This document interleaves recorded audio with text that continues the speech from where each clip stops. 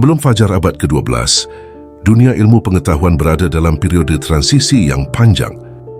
Setelah jatuhnya Kekaisaran Romawi pada abad ke-5, Eropa memasuki zaman kegelapan, sebuah era yang ditandai dengan stagnasi intelektual dan kehilangan banyak pengetahuan kuno yang berharga.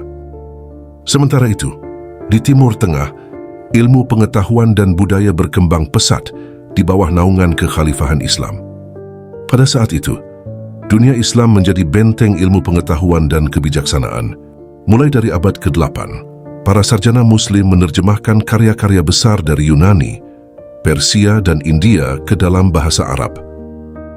Pusat-pusat pembelajaran seperti Baghdad, Kairo, dan Cordoba menjadi magnet bagi para ilmuwan, filsuf, dan dokter dari berbagai penjuru dunia. Baitul Hikmah, atau yang dikenal dengan House of Wisdom di Baghdad, adalah salah satu institusi terkenal yang memainkan peran penting dalam menjaga dan mengembangkan pengetahuan ilmiah. Di dunia Islam, ilmu pengetahuan tidak hanya dipelajari tetapi juga dikembangkan dan diaplikasikan. Matematikawan seperti Al-Khwarizmi memperkenalkan konsep aljabar, sementara ahli optik seperti Ibnu Al-Haytham mengembangkan teori cahaya dan penglihatan. Para dokter seperti Al-Razi dan Ibnu Sina menulis ensiklopedia medis yang menjadi dasar praktik kedokteran selama berabad-abad. Namun di Eropa, kebanyakan pengetahuan Yunani dan Romawi kuno hilang atau tersembunyi di biara-biara yang terpencil. Pembelajaran lebih fokus pada studi teologi dengan sedikit penekanan pada ilmu pengetahuan alam dan filsafat. Meskipun demikian, benih-benih perubahan mulai tumbuh dengan perlahan.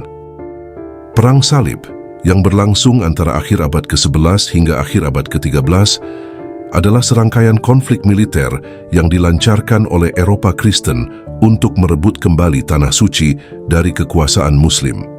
Meskipun tujuannya utama bersifat religius dan militer, Perang Salib juga memainkan peran penting dalam transfer ilmu pengetahuan antara dunia Islam dan Eropa. Periode ini menandai salah satu titik balik dalam sejarah intelektual Eropa, membuka jalan bagi Renaissance dan perkembangan ilmu pengetahuan modern. Selama Perang Salib, ribuan tentara, bangsawan, dan pendeta Eropa berinteraksi dengan dunia Islam yang pada saat itu berada pada puncak kejayaannya dalam ilmu pengetahuan, teknologi, dan budaya.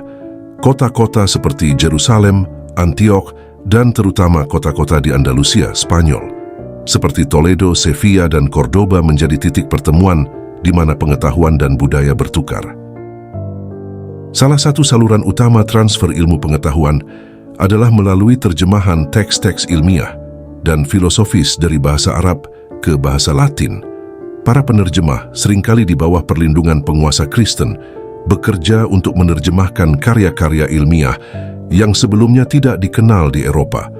Gerard of Cremona adalah salah satu penerjemah terkenal yang menerjemahkan lebih dari 70 karya dari bahasa Arab, termasuk karya-karya Ibnu Sina, Al-Khwarizmi, dan Al-Razi.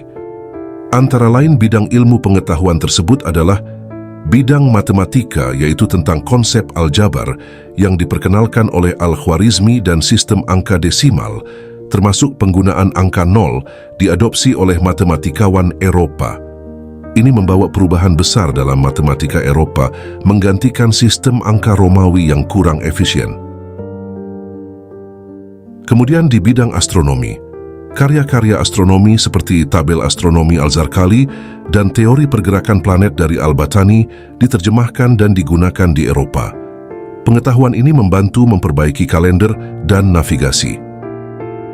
Dan pada bidang kedokteran, buku-buku medis seperti Al-Qanun fi al-Tib, karya Ibnu Sina, dan Kitab Al-Hawi, karya Al-Razi, menjadi teks-teks standar di universitas-universitas Eropa.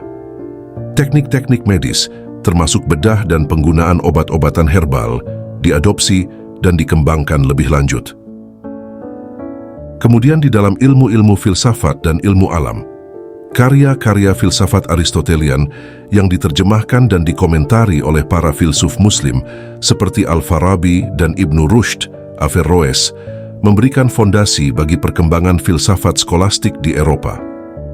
Dan untuk bidang teknologi dan rekayasa, teknologi seperti kincir angin, sistem irigasi, dan berbagai alat mekanis yang diperkenalkan di dunia Islam diadopsi oleh Eropa, mendorong kemajuan dalam bidang pertanian dan industri. Universitas-universitas baru yang didirikan di Eropa pada abad ke-12 dan ke-13, seperti Universitas Bologna, Universitas Paris, dan Universitas Oxford, menjadi pusat penyebaran pengetahuan ini. Kurikulum di universitas-universitas ini mulai memasukkan karya-karya ilmiah dan filosofis dari dunia Islam sebagai bagian dari pendidikan mereka. Transfer ilmu pengetahuan selama Perang Salib membawa dampak jangka panjang yang signifikan. Pengetahuan yang diperoleh membantu mendorong Renaissance, sebuah periode di mana Eropa mengalami kebangkitan besar dalam seni, ilmu pengetahuan, dan budaya. Pengaruh pemikiran ilmiah dan filosofi dari dunia Islam juga berkontribusi pada perkembangan metode ilmiah modern. Meskipun Perang Salib dikenal sebagai masa konflik dan peperangan, periode ini juga menandai waktu penting dalam sejarah intelektual.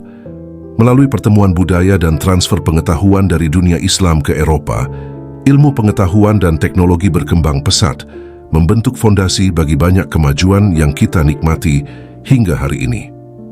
Transfer ini membuktikan bahwa bahkan dalam masa konflik, manusia mampu menemukan cara untuk belajar dan berkembang melalui pertukaran pengetahuan dan budaya. Demikianlah sedikit kisah tentang titik balik negara-negara Eropa dari zaman kegelapan hingga sampai pada zaman Renaissance, di mana transfer ilmu pengetahuan dari ilmuwan-ilmuwan Muslim yang terus dikembangkan hingga sekarang. Sekian dari kami, kurang lebihnya mohon maaf dan terima kasih.